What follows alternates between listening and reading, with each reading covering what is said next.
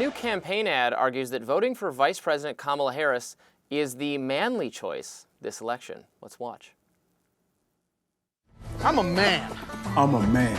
I'm a man, man. And I'm man enough. I'm man enough to enjoy a barrel-proof bourbon. Neat. Man enough to cook my steak rare. Man enough to deadlift 500, then braid the out of my daughter's hair. You think I'm afraid to rebuild a carburetor? I eat carburetors for breakfast. I ain't afraid of bears. That's what bear hugs are for. I'll tell you another thing I sure as shit am not afraid of.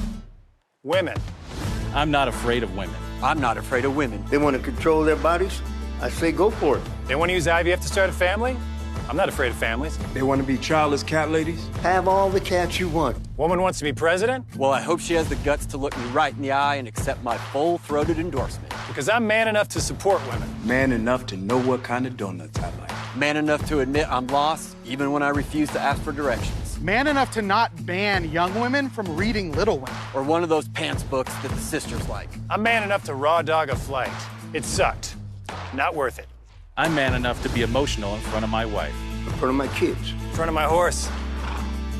I'm man enough to tell you that I cry at Love Actually. Good Will Hunting. West Side Story. That and Predator. And I'm sick of so-called men domineering, belittling, and controlling women just so they can feel more powerful. That's not how my mama raised me. I love women. I love women who support their families. Women who decide not to have families. Women who take charge. And I'm man enough to help them win. Reaction to that ad was extremely negative. The writer Lyman Stone said on X, "Is there anyone who watches this ad and doesn't feel like it was written by a lizard in a skin suit asking ChatGPT, list of manly things?" Christopher Rufo wrote, this ad is amazing because neither poll in the argument captures the spirit of being a real man. It's not about barrel-aged bourbon, deadlifting 500 pounds, nor is it about supporting IVF or voting for Kamala Harris. These are both caricatures. One is a left-wing mistranslation of manosphere masculinity. The other is an attempt to redefine masculinity. In left-wing ideological terms, taken together, they represent a phony simulacrum of the male nature. Podcast host Tim Pool was a bit more succinct. He wrote simply, "It's like Kamala has never met a man before. This Kamala ad is epic cringe." And I should be clear that the ad did not actually originate from the campaign. It looks like it was put together by a former producer for Jimmy Kimmel. It looks like an ad from the campaign and is an ad on her behalf, or maybe it's not, because I don't think anyone is going to be persuaded to be voting for Kamala based on this. I did not care for it either. I agree with the comments I just read. This is like making up almost a stereotype of what a man is and saying that that's compatible with voting for Kamala Harris, but it's actually just engaging in stereotype, no? Yeah, the best ads get into the psyche of somebody and hopefully sway them when they're not even aware they're being swayed. The other thing about this is this ad is going viral, so now more people are seeing it, and maybe, just maybe, it does sway a few voters, because that's all that matters here. I mean, we're talking about the smallest margins, and if it means seeing more men support Kamala Harris, and there are plenty of whiskey drinkers, and I saw some people who did find this ad good. I personally wouldn't have shot it this way, but that doesn't mean it's not effective with the voters that they're looking for. Tim Pool is going to do what Tim Pool's going to do. I don't see Tim Pool as this version of masculinity. I mean, there's also what women think is masculine, and there's what men think is masculine in these spaces. And I think if anybody understands what masculinity is, Kamala Harris understands what masculinity is. I mean, as a woman in the world who, she's a heterosexual woman. No, but it's true. You know, there is this version where like men are like, you gotta do this, because there's nothing more heterosexual. We're talking about heterosexual men. There's nothing more heterosexual than wanting to win women over to get with them, right? And sometimes you have men who think like, oh, I just got to do this, and I got to do this, and I got to like be so, anti this, and it's so but aggressive. I think that's a false that it caricature. doesn't, I think that's but what... it is what Tim Pool is. And Tim Pool is the last person I think the majority of women I know want to be with. So if you want to look for masculinity, look at the men who actually have a decent relationship with women. Sometimes it's toxic, but you got to get into their psyches and figure out what moves them. Women move men. There's a reason why Roger Ailes had all those gorgeous women on air. He knew what got into a man's mind, and it worked. And that's what great ad making is. I think Tim Pool is speaking to men online, but that is not swaying men into supporting one way or another. He's speaking to a group of men online in an echo chamber, And frankly, he's very demasculine. There's nothing masculine about Tim Pool and his little beanie. I think that's very mean and hard. I mean, I've met him. Oh, I've been on poor his Tim show Pool. before. So You can sad. disagree with. He's not trying to set himself up as the archetype of manliness, nor am I, nor it's the Kamala Harris people here are trying to say this is what a man is, and thus it's okay to vote for Kamala Harris. But what I'm saying is that that's a caricature and a stereotype anyway, because people run the gamut on like the spectrum of manliness, and manliness is more complicated than that. Like the 50s kind of stereotype of what you have, like rugged whatever is not. Is again, that's just a stereotype. So I don't know why we're like reaffirming that and then saying that's okay. That's what's weird to me about this. Aren't we trying to? I actually thought the Progressive Project was to, and part of this I agree with because I'm an individualist.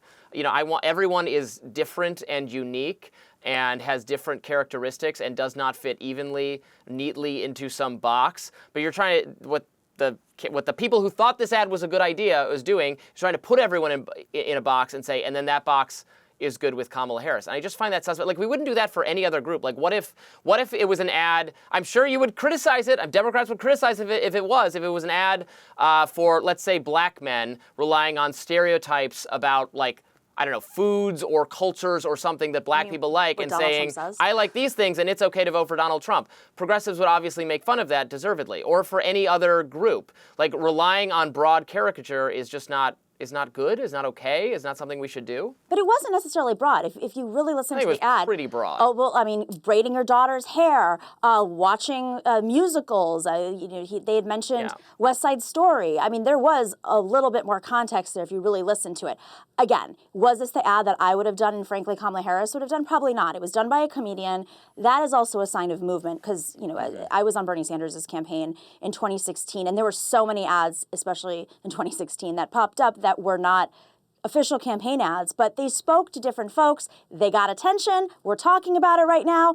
And we watched the ad, and even if it sways a few, 1%, 0.5%, 0.2% of voters, you're now talking about how men really need to step up and support Kamala Harris. An ad I would like, and maybe this is also why Kamala Harris, is really leaning on the Dick Cheneys and the Gonzaleses and the Liz Cheneys of the world, is because it's about motivating those folks who don't feel like they have permission to support Kamala Harris. But they do feel like they have permission. They just don't support her because they don't like her policies. I don't think it's about policies. No, they're not voting for her because she's not Robby, a woman. Welcome to politics. It's never about policies. People say it's about immigration. They say it's about economy. It's about how they're feeling. And if someone doesn't feel comfortable, but that's not how politics works. If someone doesn't feel comfortable voting for someone, this is setting up an excuse for when she loses. It's going to be same thing as Hillary's going to be like, oh, she lost because she's a woman and men were not allowed to vote for her. Misogyny exists, Robby. Misogyny exists. Ask any woman in the world. And I think that there are going to be women that show up on Election Day that may have said they were supporting for Donald Trump, but they go into that voting booth and they support Kamala Harris because they don't feel like it's socially acceptable to not do so. And I think that there should be men who feel like it is okay to support Kamala Harris because of XYZ reasoning. If Kamala Harris loses, it's not going to be because of sexism, just like it wasn't when Hillary lost. Well, that's what it's going to be of not trusting the political figure because she hasn't been clear about what her policies are. She never does any interviews, and she's been doing interviews every single day. Every single day, Robby. That's not true. It's going to be because of her insincerity. Her insincerity. And Donald Trump is so sincere. And Donald Trump, who also hasn't been showing up and doing interviews, doesn't want to do a debate, doesn't want to do town halls. I mean, he is speaking... It has nothing to do with Donald Trump. It's about Kamala Harris. No, it does, actually, because the voters she's trying to sway are voters that don't support Donald Trump and used to, and are Republicans. And so now she needs to get them to win over. Well, we'll see. Maybe that's not her strategy, that ad, but it is her supporter strategy, who's a comedian. I mean, I don't even think some of that stuff, like, who's trying to ban Little Women? Is that on the... They're banning books, yeah. Well, not Little Women. No, they're banning hardcore pornographic books, not banning them, just saying that they shouldn't be on the library shelves of the public K-12 educational environments in some states. Some state officials are saying that we don't need hardcore pornography under those circumstances. They're not trying to ban Little Women. It's a fine book. I liked the movie. It's not Ron DeSantis isn't going to pry your copy of Little Women from your cold dead hand. It's not happening. It's Coates. He doesn't do. His books are not pornographic by any means. They're philosophical. They're political. He's an intellectual. It's about race. Nobody. We're not going to ban those either. It's not DeSantis happening. did. It's books with hardcore pornographic images on them that some parents didn't want on the shelves of their public schools. I think that's a little bit different than banning Little Women. But we will leave it there for today. Lots of fun on our show, even though we were not, through the magic of television, we're not in the same room right now. I don't know how long this is going to go on. I hope it doesn't go on for much longer. But it's always a pleasure to make TV with you, Nomiki. Be sure to like, share, and subscribe so you never miss any of our content.